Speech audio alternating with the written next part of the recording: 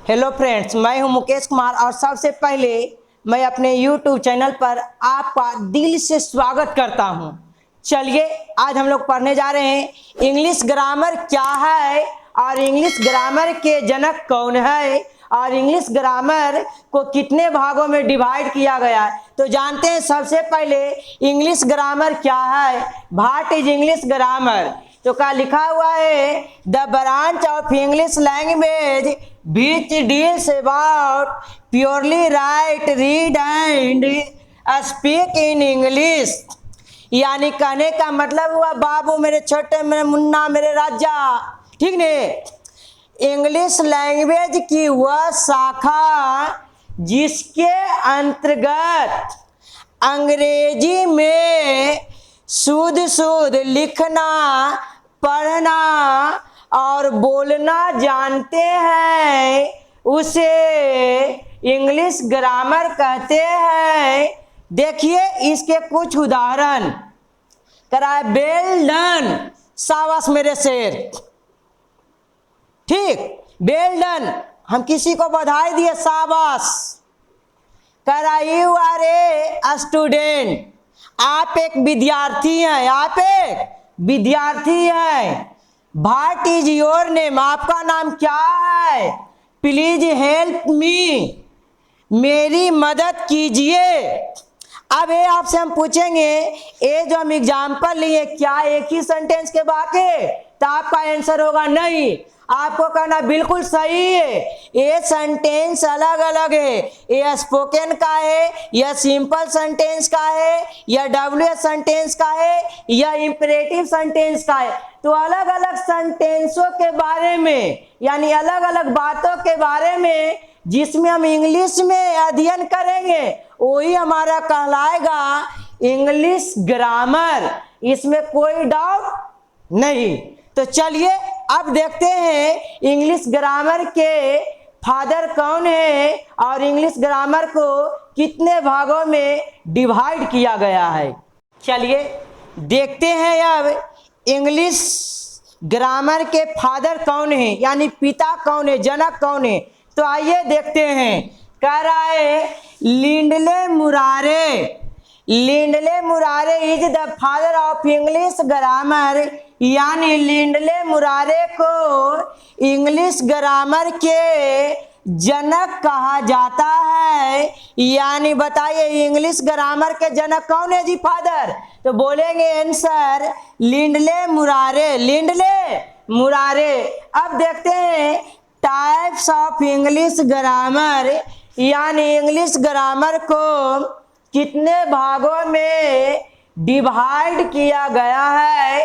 तो कह रहा है English grammar divided into 5 parts, यानी इंग्लिश ग्रामर को 5 पार्ट में डिवाइड किया गया है, जिसका जो इस प्रकार है। पहला है ऑर्थोग्राफी, पहला क्या है?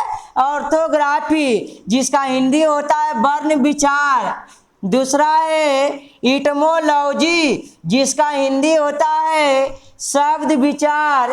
तीसरा है सिंटैक्स, जिसका हिंदी होता है वाक्य विचार। और चौथा है पंक्चुएशन, जिसका हिंदी होता है चिन्ह विचार।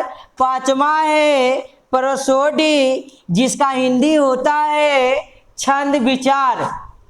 तो देखिए सबसे पहले अब हम जानेंगे ये पांचों भाग में किसके बारे में अध्ययन किया जाता है, किसके बारे में अध्ययन किया जाता है। तो पहला है ऑर्थोग्राफी, पहला क्या है? ऑर्थोग्राफी। तो लिखेंगे the branch of English grammar, the branch of English grammar which deals about letters is called orthography, यानी इंग्लिश ग्रामर की वैसी शाखा जिसमें लेटर के बारे में अध्ययन किया जाता है उसे ऑर्थोग्राफी कहते हैं।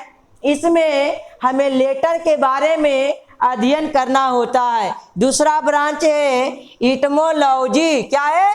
इटमोलॉजी यानी शब्द विचार, तो कहेगा व्हाट इज इटमोलॉजी, तो लिखेंगे the branch of English grammar, the branch of English grammar which deals about word is called etymology, अर्थात अंग्रेजी ग्रामर की वह शाखा जिसके अंतर्गत बर्ड के बारे में अर्थात शब्द के बारे में अध्ययन किया जाता है उसे इटमोलॉजी कहते हैं। और तीसरा है साइंटेक्स, तीसरा क्या है साइंटेक्स, तो साइंटेक्स का मतलब होता है वाक विचार, तो लिखेंगे the branch of English grammar which deals about sentence is called syntax, यानी अंग्रेजी ग्रामर की वह शाखा जिसमें किसी सेंटेंस के बारे में अध्ययन किया जाता है उसे साइंटेक्स कहते हैं। और चौथा है पंचुएशन, चौथा क्या है पंचुएशन, तो इसको क्या बोलेंगे the branch of English grammar which deals about mark is called punctuation, अर्थात अंग्रेजी ग्रामर की वह शाखा जिसमें मार्क के बारे में यानी चिन्ह के बारे में अध्ययन किया जाता है उसे क्या बोलेंगे पंचुएशन, यानी चिन्ह जानते हैं ने, इसे बोलते हैं क्वेश्चन मार्क, इसे फुल स्टॉप, इसे कॉमा, इस तरह से चिन्ह के बारे में अध्ययन करना होता है किसमें पंचुएशन में। अगला है पांचवा प्रोसोडी, तो लिखेंगे the branch of English grammar which deals about poem is called prosody, यानी अंग्रेजी ग्रामर की वह शाखा जिसमें किसी कविता के बारे में अध्ययन किया जाता है उसे प्रोसोडी कहते हैं। तो हम समझते हैं कि इंग्लिश ग्रामर क्या है, इंग्लिश ग्रामर के पिता कौन है और इंग्लिश ग्रामर को कितने भागों में डिवाइड किया गया है, इसमें आपको कोई डाउट नहीं है। और ऐसे ऐसे नए तरह की वीडियो देखने के लिए मेरे चैनल को जरूर सब्सक्राइब करें, लाइक करें और अपने दोस्तों को वीडियो को शेयर करना ना भूलें।